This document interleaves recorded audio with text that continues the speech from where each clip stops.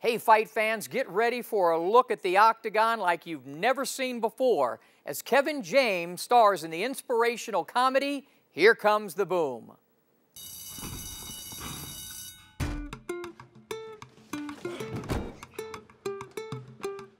Oh, hey, Principal Betcher. You're late.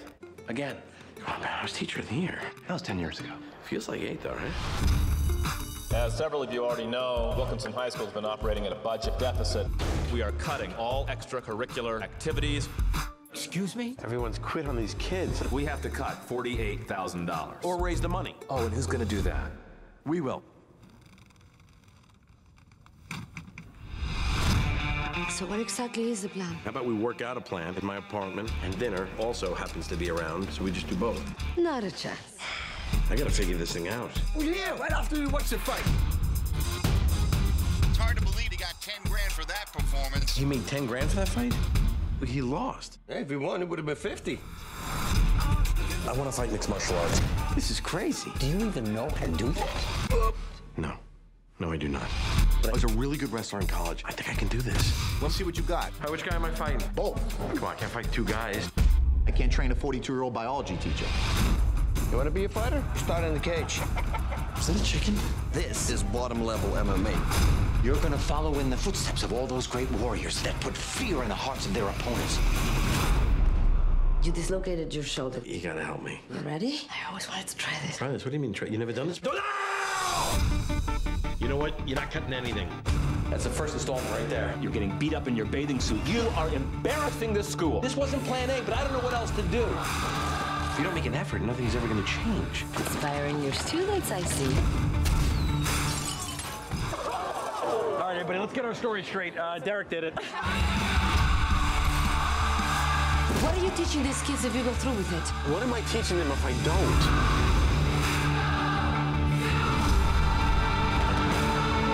I don't think I'm gonna be able to do this. You can quit right now. And everything we worked for will have been accomplished. Our students, they're inspired. What if I dump this ball in Mad Hoop, then you have dinner with me at my house? Deal. No, that's cheating. Dreams are about to come true.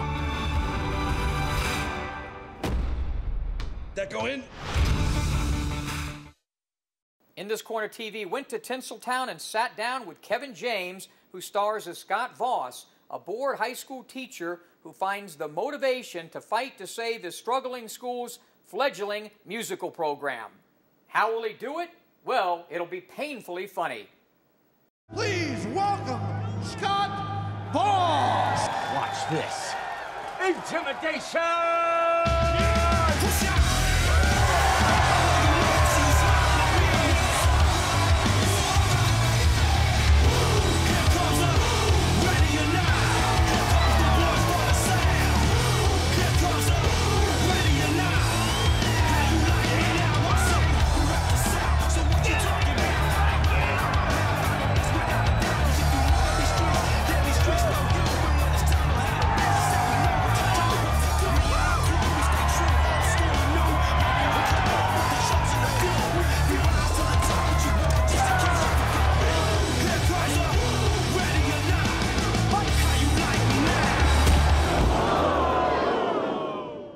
Tale of the tape for Kevin James, hailing from Mineola, New York, standing all of 5'8" 3/4". I give you that. Weighing in at a trim and ready, svelte 235 pounds these days. I gotta change that up a little bit. Stand-up comedian, original voice of Otis and Barnyard, hosted the Kids' Choice Awards, star of King of Queens as IPS driver Doug Heffernan, a plethora of big screen work starring in the likes of Hitch, The Dilemma, Mall Cop, Paul Blart, Zookeeper, just to name a few, writer, producer, high school tag team partner of Mick Foley. Yes. Mankind, and now starring as Scott Voss, a former, high school wrestler, bored biology teacher, moonlighting as an MMA fighter in the new movie, Here Comes the Boom. Welcome, Kevin James. Wow. I need to bring you everywhere with me. I want you to announce that to my kids when I come down for breakfast, that I'm about to take the table. That's nice. When I interview great fighters, I ask them to describe their style. They say boxer, puncher, this. You've done so much. You're so versatile. How do you describe yourself as an entertainer? Eater. I'm an eater for sure. Because no, and I'll tell you why. It drives me. Food's always driven me. It's kind of like it is my opponent, you know, because I'll work with it and then I'll tag it and I'll jab it and then I work with it. Then I mingle with it. Then I love it. Then I jump on it and I roll with it and then I end up, you know, it becomes part of me. You know, great punchers Yes. are born. I think funny guys are born. You can't teach. You're just born a funny guy. Would you agree with that? You know what? I think you can get better, but it's like, you know, you can get better at anything you do, but there are things that are innate within you that, you know, if it's going to be there, it's there, it's God-given, or you don't have it. I do agree with that. In this movie, you know, there's a lot of athleticism you had to go through for Yes. Here Comes the Boom. Was it a challenge? You know, it's one thing to do something athletic and be serious, but you had to do something athletic and at the same time remain funny. Was that difficult? It was you know, it's a mix of everything, which was the challenge that I like. I don't know if it was difficult, but it could appear that way. But we wanted to make it. The thing is, in the most emotional and trying times of from walking out, you know, to whether it's a boxing ring or a mixed martial arts ring, whatever it is. The energy gets so pumped up, but there are backstage moments, there are funny moments, and these are the natural, organic things that I wanted to show in that. There's they're the big release moments in life where the tension is so high, but you have it. Someone will say something, it just cracks everybody up, and it releases the tension, and everybody can get back into life. What I like about this movie, and I think it's a good time, maybe it's always a good time for there to be something that focuses on apathy and education and motivation. I think this movie does it. Absolutely. I mean, that was really one of the reasons. There are such great teachers out there, and there are people in all walks of life, whatever profession you may be, that kind of just, either get tired with their job or, just don't put the effort that they need to do it. And it affects other aspects of your life. It affects the people you're around. When you become the best version of yourself out there, working, to be the best and the sacrifice, that you do to in this movie here, it's, there's no greater sacrifice than to lay down your life, literally, for your friend. It just kind of steamrolls. It starts making everybody else think, and it becomes inspirational and better for everyone around you. I mean, it's like a movement. Tell us about your preparation for this movie and working with Bas Rutten. Oh man, it was Bas and I go way back. So I've always been a fan and always respected the fight game. I really have. I mean, it's incredible to see what these guys go. They're the best conditioned athletes on the planet, bar none, I believe.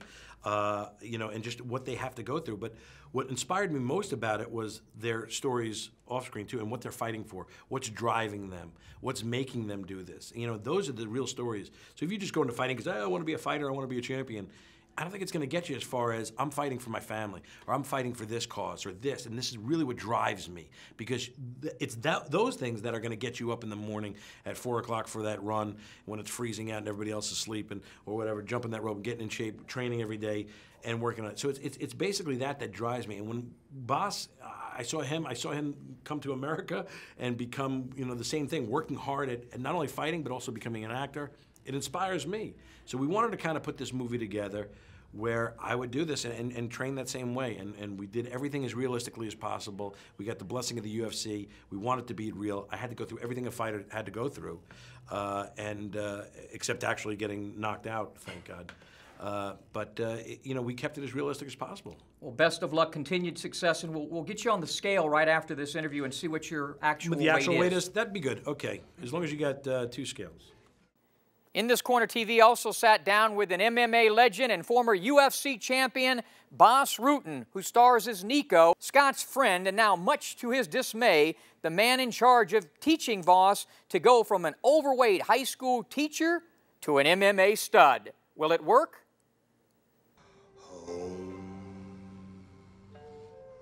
Hey! Oh, relax. Relax. Hey, why would you pass in the UFC? You're not ready for a fight like this. You realize we're $6 grand away and the semester's almost over? It's too dangerous. Yeah, but this could be one and done. Hey, the UFC's the real deal, all right? It's big time. There's no broken cages or chickens running around. Okay, you know what? I gotta be honest. I don't see what the problem is. Oh, yeah, okay. You know the problem? The problem is we're the same age, and I can kick your... Maybe we should You know, he's up. He's okay. Bas Rutten, welcomed in this corner. You're welcome. Tell us how you got involved with mixed martial arts. It's not your typical way. You weren't some kid beating everybody in high school, or tell us how you got started. Well, actually, I was. I used to have a horrible skin disease and a very bad asthma, so I was very skinny and had to wear gloves, and my hands would burst and pus would come out, so my arms, I was filled with that stuff. So needless to say, I didn't have a lot of friends, but I was always a good athlete. You know, in PE, they would always, dodgeball or something like that, I would be the first guy they picked, but they wouldn't hang out with me. So I think, you know, and when you get bullied, you know, you have this payback kind of thing. So when I saw a Bruce Lee movie all the way back in '76, was that Enter the Dragon, that was it. That was my thing. I wanted to become, you know, because I wanted to be invincible. So later, fast forward, you know, I started finally doing martial arts, and then when mixed martial arts came along, they called it free fight at the time when I was there. And it was just because I did some comedy shows at that time, comedy martial arts shows. It was very athletic. We'd come up in a flick-flock and a somersault backwards, and I would kick somebody in the stomach, and he would throw me away. And then while I would fly back, I'd kick him in the face, you know, like cool stuff. And one of the guys came to me and said, hey, maybe you should try this free fighting stuff in Japan. You know, I can probably hook you up, and that's it. He called out of the blue, said, hey, I have a Japanese crew here looking for new fighters. You got to come now. And I went over there, and a guy tried to knock me out. It resulted in, of course, me knocking him out with a high kick. And he got a big cut in his eye, and I saw the Japanese people pointing at me. And that was it. I think 2.5 months later, I was in Japan. When I talk to fighters and I ask a fighter, describe your style, boxer, puncher, fighter, you're such a mixture, Muay Thai, Yep. Taekwondo, wrestling. How would you describe yourself as a mixed martial artist? A mixed martial artist. You know, I'm very proud of the fact that I came in as a striker, and they found out real fast because I knocked 2 guys out, and the third fight, yeah, nobody's going to stand with me anymore. So they took me to the ground. And right away, I got introduced to an ankle hold, to a toe hold, and I almost broke my ankle off. And I go, oh my God, you know, I got to start learning this game. I couldn't find people to train with though. In Amsterdam, they had a group where I went to a few times, but it's so far away from me, and you know, it took a long time. And it took. Normally, I get angry after a couple losses. I can't stand losing. Until my last loss against Ken Shamrock, that's when I got really vocal when I came home and I started everybody asking, I need somebody to train with. Doesn't matter if you have no skills. And I found one guy, 19-year-old kid in Leon. We started training and we're just doing it all day long. And then I transformed, I became this ground guy suddenly, you know. I won my next 8 fights by submissions, all different submissions, armbar, heel hook, inverted heel hook, you know, you name it. You know, and then suddenly I wrapped up my career with actually 2 more wins by submission than by knockout. So. When I watch films of you, and I was actually watching films of you with one of my boxing buddies the other day, your transition between feet to hand was really sensational, very smooth, and I think one of the things you did best, you were so calm in there, and that's important, I think, in any sport, especially in fighting, to be calm in the eye of the storm. It's the most important. I think it's and with everything, it's like acting. I realize also it's all about can you, when somebody says, oh, you were just boss, you were acting just boss, I said, dude, you just gave me the best compliment, because it's hard. People don't realize under pressure. There's no room for mistakes also in acting. You know, you don't get hit in the face, but you know, it's a big movie costs a lot of money, you know. A missed scene is $30,000. Up, next one. You know, so calmness has always been my key ingredient. Stamina and being calm. And I know that I can really focus well. I can totally get into the zone, and I listen to the corner of him, you know, and I focus on the people around me. It's just, I'm getting in there. But it's just being honest to yourself, I always say. Tell yourself what really can happen, and you're going to find out there's not a lot bad that can happen. You know, there's a referee there. You know, in the beginning of the UFC, when they had no referee, they say, oh, you want to do this? I said, no, I don't want to do this. What, you're afraid? I said, I'm not going to be crazy, you know. If I get knocked out, I want, and there's always crazy guys who keep hitting, you know, and if there's no referee, doesn't pull up, that's not healthy. I said, as soon as I have a referee, I'll do this stuff. You know, and then, of course, after UFC 2, right away a referee came because they saw this is crazy. You know, because you had guys like Dan Gabbard who would say to the corner, sorry, if you throw the towel, you know, I'm going to beat you up. So he got his ass kicked, so to say. But then they're looking at the corner, and the corner's just nobody at the cojones to throw in the towel because they were going to get it afterwards. You see, and that was not healthy. Are you concerned, like I am with my sport? There's so many wannabe teachers of boxing out there. And I know MMA is very popular, UFC and everything, but the guys like you that really know the damn sport, I think I see a lot of kids teaching UFC and mixed martial arts that I'm concerned about the teaching of it. Are you? It's very much so. It's insane, and it's on a really low level, you know. And I get guys in also pros, and it's footwork. I go, who taught you this? And I'm really about footwork and basis. You know, the basic stuff has to be really good. And once you have that good, then we can the foundation. It's like the house, we always say, you know. If that's shaky, well, then the whole fighting is going to be shaking. So I make sure that's my constant motivation. If I have this workout called the Bas Rutten MMA workouts. It's my voice shouting out very fast instructions, combinations. And I still do that workout because it's the only thing I can do. I can hit a bag because it hurts my neck. But the only thing, when I'm doing those combinations, I'm constantly focusing on my feet. Constant straight punches, pushing off on the back leg, like grabbing the floor, so to say, with your feet with 4 hooks, you know, constantly shifting them back and grabbing. I think it's the most important thing there is. Here Comes the Boom with Kevin James. Talk about the movie. You know, Kevin's been a long time fan. I know Kevin 15 years, and we've been doing a lot of projects. You know, he was actually in my last fight in 2006. I made a comeback after like 5 or 6 years not fighting, not training even. Offered me a lot of money. I said, okay, I'll take that. I have a home with a pool, so that's why I took the fight. And he was there with me every day. He was shouting every single day. Kevin was there to help me, and I go, you know, now suddenly the roles are turned around, you know. And Kevin, and he brought it to the max. He said, okay, if I'm going to be a fighter, I'm going to be a fighter. I'm going to train like a fighter. I'm going to eat like a fighter. He did everything right. He lost like 80 pounds for this movie. You saw how he looked. You saw how he looks on the focus mitts. You know, he's just an incredibly talented guy. He's like a bear, I always say. His motoric skills are very good. He's fast and he's strong. Boxing, that's my world, and I know you are a boxing fan. Who's your favorite fighter, boxer of all time? Tyson would still be mine of all time. Yeah.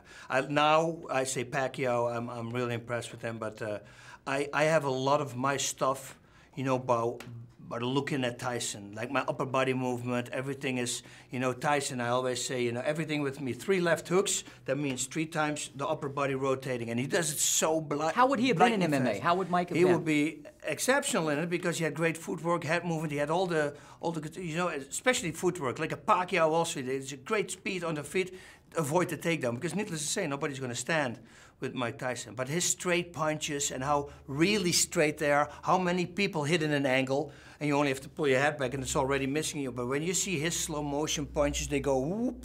It's perfect technique. D'Amato did a really good job on that. And future plans for Bas Rutten? Well, you know, we were looking for an agency, and they saw this movie, Willie Morris. They called my management the next day and said, hey, we want to represent this guy. So now we're waiting till the movie comes out and see what the people think. And if they like what they see, hopefully it sparks for more work. Well, best of luck, continued success, and I think Here Comes the Boom is going to be a bang. It's going to do great. I think it's going to be a big bang, yeah, the big boom. Also starring in Here Comes the Boom, Henry Winkler, who plays Marty Streb, a beloved and dedicated music teacher who is about to lose not only his musical program, but his job. And also Selma Hayek, who stars as school nurse Bella, who Voss has been trying to date for years, but to no avail. Thanks to his commitment to help the school and his constant injuries due to his fledgling MMA attempts, she may have a change of heart.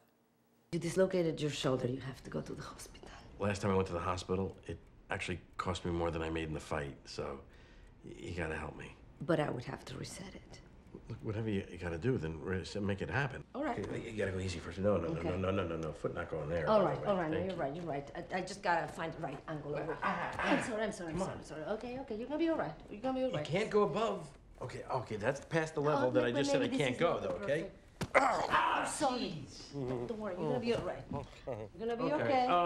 Okay. Now I just gotta get in here. Easy, okay? Let's get in there. All right. That hurts. You ready? Yeah. I always wanted to try this. Try this? What do you mean try? You never done this before? Are you okay? Oh, man. So rather than tap out, you're going to want to check out Here Comes the Boom, premiering in cities everywhere October the 12th. In this corner, TV wants to thank Kevin James and Bas Rutten. And check out Here Comes the Boom.